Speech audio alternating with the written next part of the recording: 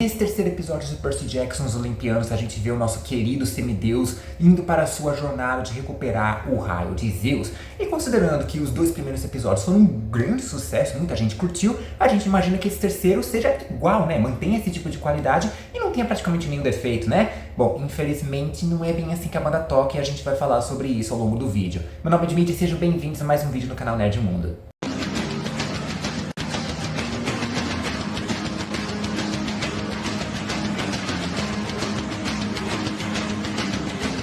Olá, como vão vocês? Tudo bem? Seguinte, semana passada saíram os dois primeiros episódios de Percy Jackson, que pra mim é a série que eu mais queria ver no Disney Plus ali, mais até do que qualquer outra série da Marvel que a gente já teve até agora, né? E assim, eu queria ter feito um vídeo de análise dos dois episódios ali, quando saiu, né? Mas por conta de alguns problemas técnicos e pessoais, acabou não rolando, né? Mas assim, eu curti bastante aqueles episódios, mesmo as pequenas mudanças que a gente teve em comparação com os livros, né? A gente vê a fidelidade, mas a gente vê também algumas coisas que acontecem diferente dos livros e algumas coisas que são acrescentadas ali, né? E que não atrapalham em nada, né? Até amplia o universo em uma questão de roteiro, até favorece também a construção dos personagens, a construção da história ali também, né? E foi muito bom. E a expectativa é que a gente espere que os próximos episódios, né? Os próximos 6 episódios, né?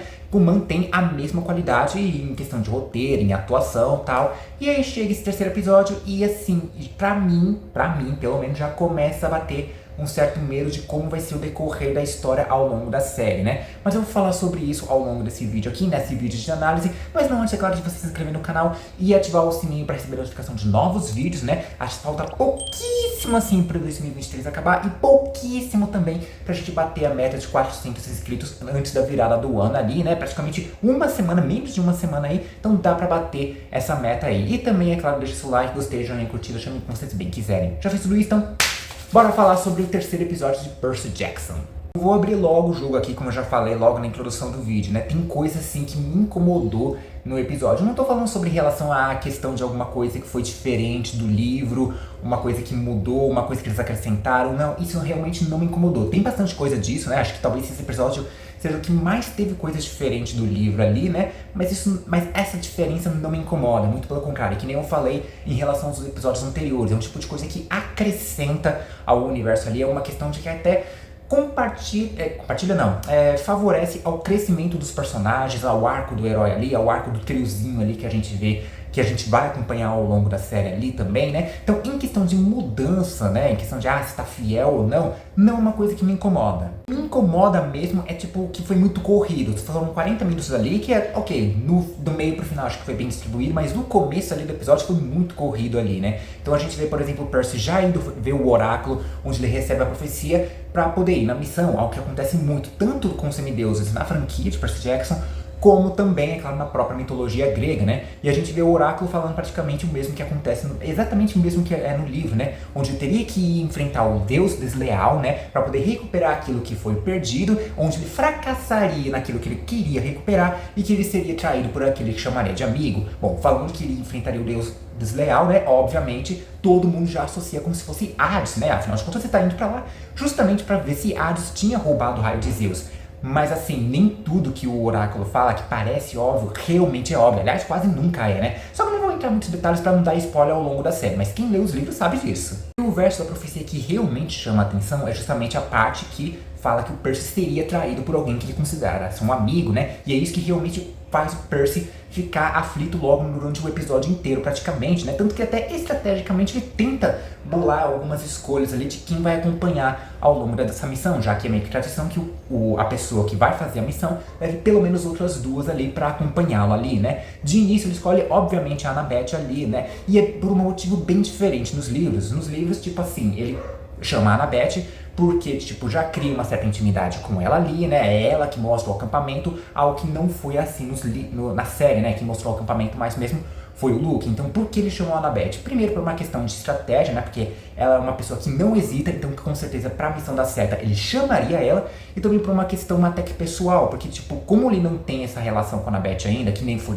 estabelecida nos livros, eles não têm uma amizade feita, eles não são amigos ainda. Então, se ela não é uma amiga dele, então automaticamente não corre risco de trair ele, certo?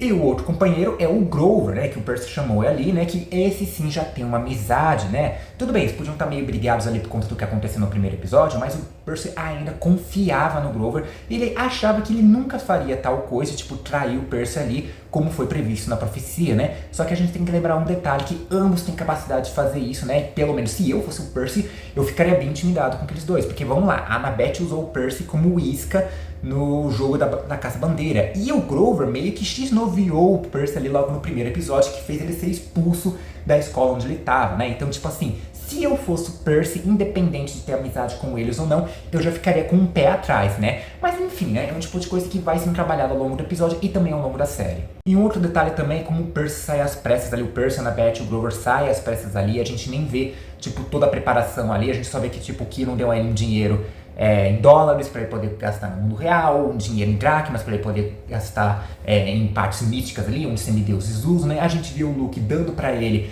aqueles All-Stars ali voadores, né? Que é tipo um presente de Hermes pro Luke, né? Só que a gente não vê o Percy usando porque nos livros é dar a questão de que o Percy tinha que manter o longe possível do céu, porque o céu é território de Zeus, então o Zeus tá brigado com o Percy achando que ele tinha roubado um raio, então qualquer menção que ele possa fazer aos ares ali é uma ameaça pro Percy, né? Tanto que o Grover acaba ficando com sapatos, né? No livro é explicado isso melhor, no Grover na série ficou com o sapato porque sim, né? Tudo bem, tem essa explicação em relação do porquê eles não estão fazendo uma viagem de avião ali, né? Só que não fala muito em relação ao sapato e o Grover ficou com os tênis ali porque sim. As duas coisas que realmente me deixaram com o pé atrás ali foi justamente em relação à Medusa, que eu vou falar um pouco mais sobre ela ao longo do vídeo, mas em relação ao final dela ali, que é o quê? Primeiro, a forma como mataram ela, que decapitaram, assim como fazem na mitologia original, em qualquer outra vertente que a Medusa aparece ali também, né? Só que eles não mostraram ela sendo decapitada, tipo assim, colocaram um boné da Annabeth, aquele boné da invisibilidade, e depois o Percy corta a cabeça dela ali, o que estrategicamente é interessante. Mas, tipo, na prática não faz muito sentido, porque como sabe que tá cortando a cabeça dela, como sabe que acertou ela, porque ela não desviou, como sabe que cortou ela certinho e não cortou na metade ali, né? Então é um tipo de coisa que na prática realmente não falha. E assim, a gente não vê a cabeça da Medusa em momento nenhum, no momento que ela é decapitada, no momento que o Percy usa. Tudo bem, a gente vê ele de costas ali, longe, usando pra petrificar a fúria ali, mas a gente só vê o Percy carregando um nada ali, enquanto usa o boné da invisibilidade, porque a dona Walt Disney ali não deixa a gente ver a cabeça ali por uma coisa da Disney ser sempre family friendly. Então é um tipo de coisa que realmente me segura um pouco ali, me perturba um pouquinho de não mostrar realmente a cabeça da Medusa. Pô, que tipo, não é como se tivesse um gore ali, como tipo God of War, né? Então podia ter mostrado alguma coisa também, né? Assim como também mostra, né, a cabeça da Medusa sendo levada pro Olimpo, que é o que o Percy faz no livro, né? Ele coloca dentro de uma caixa ali, né, pro Hermes, né, para o serviço de entregas ali do Hermes, a Sedex ali da mitologia grega, levar a cabeça pros deuses do Olimpo, né, como se fosse um tipo de provocação. Essa ideia do Percy realmente, como é igual ao livro, realmente fica legal. Porém, a gente vê no final do episódio o próprio Hermes ali, sendo interpretado pelo Lin-Manuel Miranda, levando a cabeça da Medusa para ele, levando a caixa até o Olimpo ali, né? E assim, quando anunciaram que o Hermes ia aparecer nessa primeira temporada, todo mundo que é fã fica curioso, porque ele não aparece no primeiro livro, né? Então a gente espera que, tipo, tenha uma participação um tanto relevante, interessante, que poderia ter ali, né? Mas a minha preocupação é que se o Hermes aparece só pra fazer essa ceninha no final desse episódio, pra mim foi um desperdício. Desculpa, eu não vi motivo nenhum de colocar o Hermes nessa série, a não ser que seja pra ser essa cena ali, né? Então se ele não aparecer ao longo da série fazendo alguma coisa minimamente relevante, essa cena foi completamente desperdiçada pra colocar o personagem. Mas veja bem, eu não tô dizendo que o episódio é completamente ruim, que o Percy Jackson, que a série já se perdeu a partir daqui. Não, eu não tô dizendo isso, porque tem coisa interessante sim, a começar, claro, pela construção ali da relação e da química que tem entre os três personagens ali, naquele triozinho principal, né, que é muito bem estabelecida, e principalmente entre o Percy e a Annabeth ali, né, porque como eu falei, como eles não criaram já uma intimidade ali no acampamento, né, como os livros, né, então a gente vê muito bem a relação deles já construindo por um caminho de amizade ali também, né, tipo, já começa no livro já começa uma certa amizade e aos poucos eles vão se desenvolvendo, né, pra futuramente ter um relacionamento mais amoroso, né. Aqui não, aqui já tem uma coisa mais interessante ali, né, que é o Percy e a Annabeth meio que trocando farpas o tempo todo. Também, nos livros eles também trocam uma certa provocação ali, mas uma provocação mais de amigo, já com uma amizade um pouco mais feita. Aqui não, tipo, eles realmente estão se conhecendo, aprendendo a lidar um com o outro, e é muito interessante isso.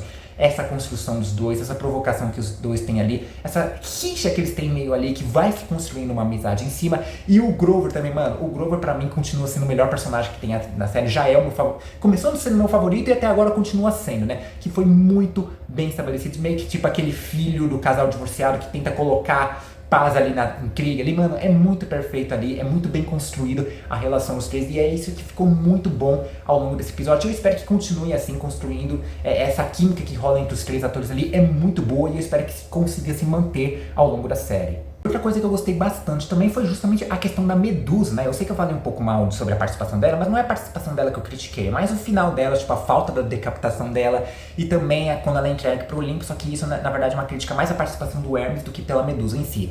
Mas a Medusa em si é muito bem trabalhada nesse episódio, né? Tudo, nos livros, quando chegam ali, eles meio que demoram pra perceber que se trata de uma ameaça, que se trata dela ali. Aqui, eles chegam na casa ali, já percebem que a Medusa está envolvida, eles já ficam como é que fala? Eles já ficam prontos ali em qualquer tipo de ameaça, mas ela tenta demonstrar um certo conforto, ali, uma certa presença, tipo, mostrando que eles meio que estão do mesmo lado ali. Então acho que a Medusa ela foi muito bem trabalhada aqui, né? Primeiro, para a construção dos próprios personagens ali, principalmente o Percy, né? Porque ela mostra esse certo ranço, ela meio que constrói esse certo ranço que o Percy tem, que é bem diferente dos livros. Nos livros tudo bem, o Percy tem um certo pé atrás ali em relação ao Olimpo, por conta dessa coisa de ter filhos, simplesmente abandoná-los ali, ir embora e nunca ter nenhum tipo de contato, né? E aqui acho que na série é muito bem mais trabalhado isso, acho que esse ranço é muito mais mostrado do que é nos livros, né?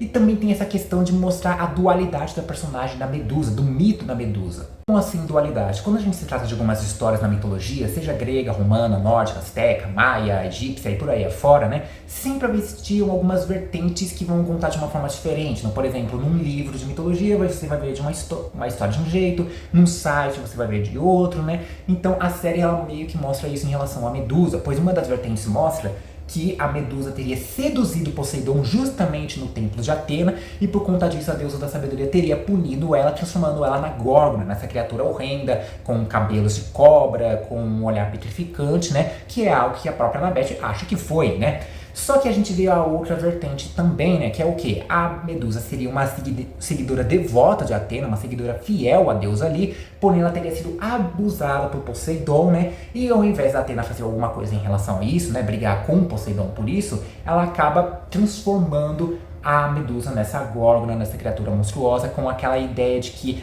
a vítima é culpada também desse tipo de abuso, né? Então a gente vê meio que essa dualidade ali, né? A gente vê que a Annabeth conhece a história de um jeito, mas a Medusa conta de uma forma diferente, e é interessante ver esse trabalho, porque até de um jeito ou de outro vai trabalhar também tanto o ranço que o Percy tem pelas divindades também, por conta dos olimpianos, por conta dessa injustiça que eles fazem, e também do fato deles terem que arcar com as consequências que os pais deles cometeram, como também já vai meio que fazendo com que a Annabeth meio que quebre essa fidelidade que ela tem pela mãe, que ela mal conhece direito, né? Tudo bem, ela nunca viu a mãe dela, assim como boa parte dos semideuses ali do acampamento, mas ela sempre segue uma fidelidade com a mãe dela, né? E a partir daí meio que já vai quebrando essa questão de ver a mãe dela como um ser perfeito, até por ser uma divindade, mas ela também nunca ter conhecido. Então isso vai favorecendo muito a construção dos personagens em si, e a Medusa também manda muito bem. Mas é isso, eu gostei muito que esse episódio trabalha principalmente a relação do trio ali principal, que realmente acho que a química é muito boa também, e a construção é interessante. Eu tô gostando de ver a relação ali surgindo entre os três ali, né, principalmente entre o Percy e a Annabeth, né. Curti muito essa interpretação da Medusa que a série trouxe, mas ainda assim tem uns detalhes técnicos que realmente deixa a desejar, como por exemplo o fato do episódio ser corrido, e essa questão da Disney sempre sendo family friendly até no momento que não tinha necessidade também, né. E é claro também essa cena adicional do Hermes, que pra mim acho que foi desperdiçada, não tinha tanta necessidade de ter ali, né?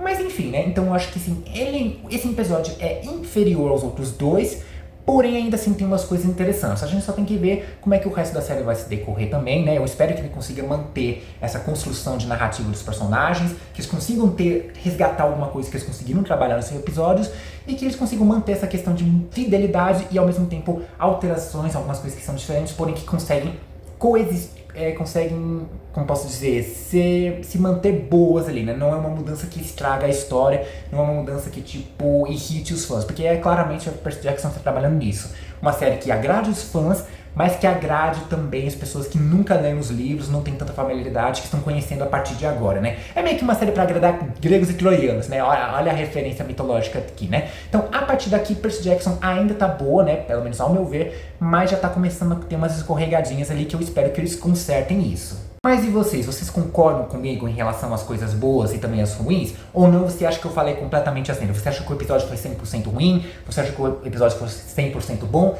Deixem nos comentários, lembrando de sempre respeitar a opinião uns dos outros ali, né? Tipo, todo mundo tem opinião, direito a uma opinião ali, né? Contanto, é claro, que seja respeitosa com a opinião do outro também, né? E compartilhe esse vídeo para todo mundo que é fã de Percy Jackson, que é fã do Disney Plus, que é fã de uma maneira geral. Se inscreva no canal e ative o sininho para receber notificação de próximos vídeos, tanto de Percy Jackson quanto de outros assuntos da cultura pop. E também deixe seu like, gostei, joinha, curtida, chamem como vocês bem quiserem. Vou ficando por aqui, um forte beijo, abraço e falou!